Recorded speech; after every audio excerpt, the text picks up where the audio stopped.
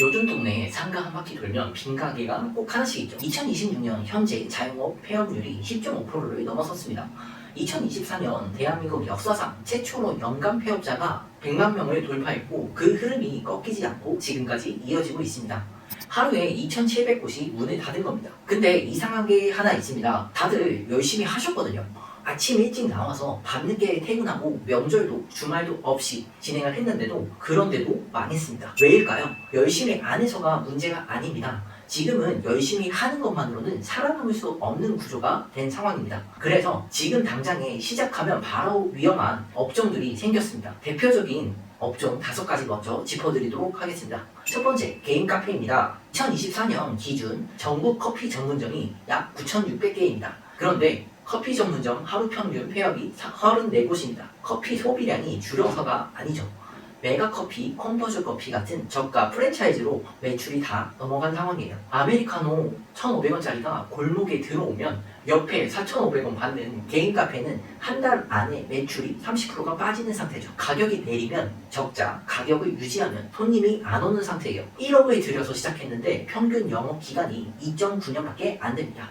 그럼 치킨집은 어떨까요? 더 심각해요. 전국 치킨집이 약 4만 개인데 전 세계 맥도날드 매장 수랑 비슷한 숫자가 한 달에 있는 겁니다. 2024년 치킨 업종 카드 매출이 전년 대비보다 8%가 줄었어요. 외식업 평균 감소율 5%보다 훨씬 높은 상태죠. 치킨 한 마리를 팔면 배달앱, 수수료, 라이더비, 그리고 포장비 빼고 손에 쥐는 게 2,000원도 안 되는 상황입니다.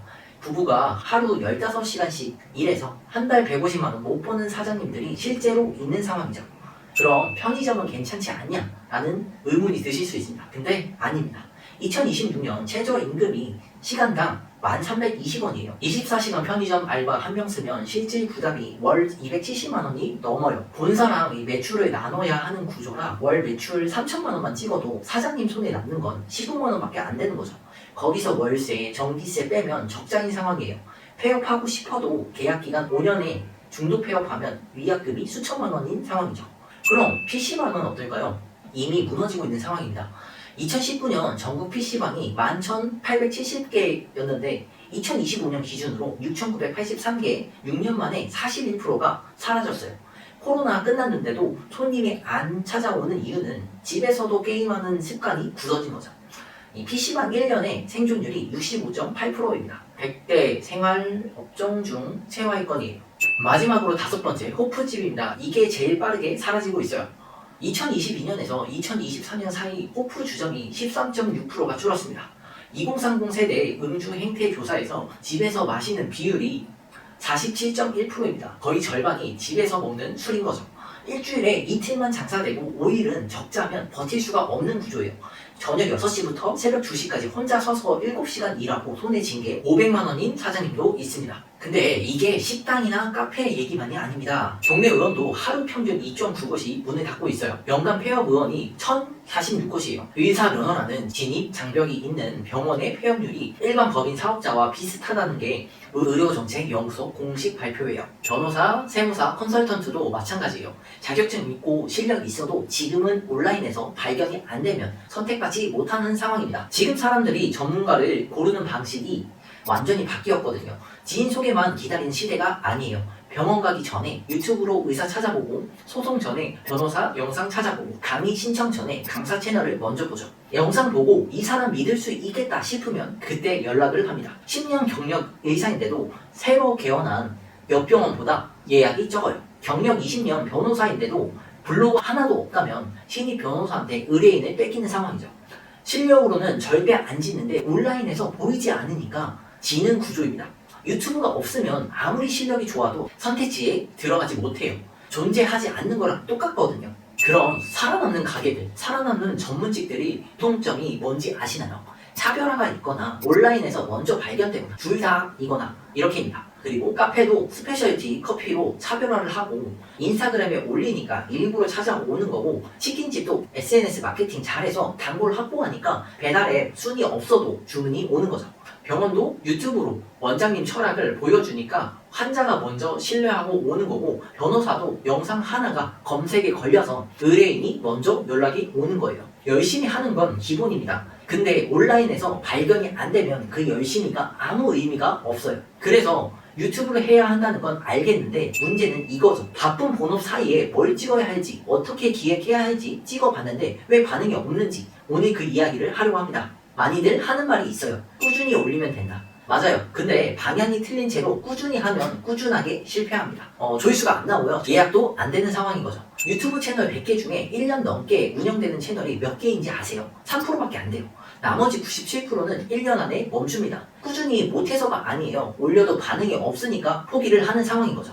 반응이 없는 건 꾸준함의 문제가 아니라 처음 방향의 문제인 거예요. 썸네일이랑 제목이 중요하다. 맞아요. 근데 이건 클릭을 만드는 기술이에요. 클릭하고 들어와서 10초 만에 나가버리면 오히려 채널에 독이 됩니다. 유튜브 알고리즘은 클릭률만 보는 게 아니에요. 시청 지속 시간도 같이 보죠.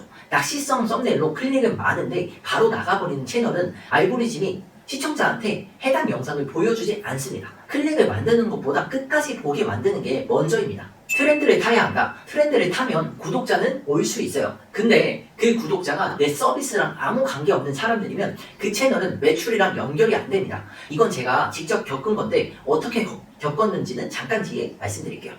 그럼 뭐가 진짜 중요하냐고요? 유튜브 채널에는 3가지 흐름이 있어야 합니다. 첫째, 발견. 내 잠재 고객이 어떤 검색어로 어떤 상황에서 내 영상을 찾아오는지 이게 설계 안 되면 아무리 좋은 영상을 올려도 아무도 못 찾아옵니다. 둘째, 신뢰입니다. 들어온 사람이 영상 하나 보고 끝내는 게 아니라 2개, 3개 보면서 이 사람 믿을 수 있겠다로 이어지는 채널 구조. 이게 없으면 조회수는 나와도 문의가 안 오는 상황인 거죠. 셋째, 행동입니다. 신뢰가 생긴 다음에 어떻게 연락하게 만드는지, 영상 마지막에 뭘 보여주고 어디로 유도하고 어떤 말을 해야 클릭이 일어나는지 이게 설계가 안 돼 있으면 좋아요는 눌러도 연락은 안 옵니다. 꾸준히 올리는 것, 썸네일 잘 만드는 것, 트렌드 타는 것 다 맞는 말이죠. 근데 발견, 신뢰, 행동 이 3가지 흐름이 설계된 채널 위에서 해야 의미가 있습니다.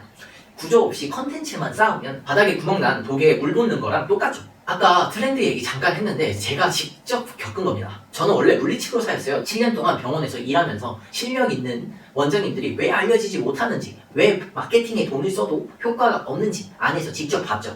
그 답을 찾으려고 부업으로 돈을 벌기 위한 여러 강의들을 들었어요. 유튜브, 콘텐츠, 브랜딩, 세일즈, 마케팅, 병원뿐만 아니라 다양한 업종 강의들을 7년 동안 강의비로만 약 7천만 원을 썼습니다. 그 과정에서 많은 걸 배웠는데 그 중에서 저한테 제일 잘 맞고 제일 재밌었던 게 유튜브였어요. 그래서 직접 했습니다. 처음에는 감으로 했어요. 요즘 이게 뜨는 것 같다 싶으면 트렌드 따라서 올리고 그러니까 구독자는 계속 늘더라고요. 근데 문의가 단 한 건도 없었어요. 결제로 이어지는 상황이 전혀 없었던 거죠. 조회수 숫자는 계속 올라가는데 내 사업이랑 아무 관계없는 사람들이 쌓이는 거예요. 그러니까 저도 쌓이는 게 없고 정말 그때 허탈하더라고요. 그래서 그게 뭐가 문제인지 계속 파고들었어요. 그러다 깨달은 게 있습니다. 감으로 하면 안 된다. 기획이 전부다. 발견되고 신뢰를 쌓고 행동하게 만드는 흐름. 이게 설계된 채널은 구독자가 적어도 문의가 옵니다. 그 구조를 실제로 사업 운영 중인 분께 적용을 해봤더니 기존에 없던 문의가 들어오기 시작했고 그게 매출로 연결이 됐습니다. 저는 물리치료사로 7년 일하면서 쌓은 병원 구조 이에 7천만 원어치 강의를 들으면서 익힌 다양한 업종의 마케팅 패턴 그리고 직접 유튜브를 운영하면서 깨달은 발견, 신뢰, 행동의 기획 노하우를 한데 묶어서 진행을 합니다. 그래서 처음부터 끝까지 혼자 다 해요. 그게 왜 중요하냐면요. 대행을 알아보시다 보면 이런 경험이 있으실 거예요. 기획은 여기, 편집은 저기, 운영은 또 다른 곳에서 소통 한번 하려면 3군데에 연락을 해야 하고 원하는